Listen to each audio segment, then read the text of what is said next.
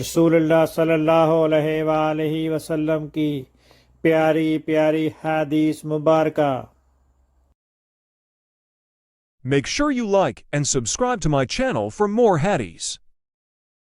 ابو غیوانہ نے بیان کیا، ان سے ابو بشر نے، ان سے سعید بن جبیر نے، اور ان سے ابن عباس رضی اللہ عنہ نے کہ ایک خاتون رسول اللہ صلی اللہ علیہ وسلم کے پاس آئیں اور عرض کیا کہ میری والدہ نے حج کرنے کی نظر مانی تھی اور وہ ادائیگی سے پہلے ہی وفات پا گئیں، کیا میں ان کی طرف سے حج کر لوں؟ حضرت صلی اللہ علیہ وسلم نے فرمایا کہ ہاں، ان کی طرف سے حج کر لو۔ تمہارا کیا خیال ہے، اگر تمہاری والدہ پر قرض ہوتا تو تم اسے پورا کرتی؟ انہوں نے کہا کہ ہاں۔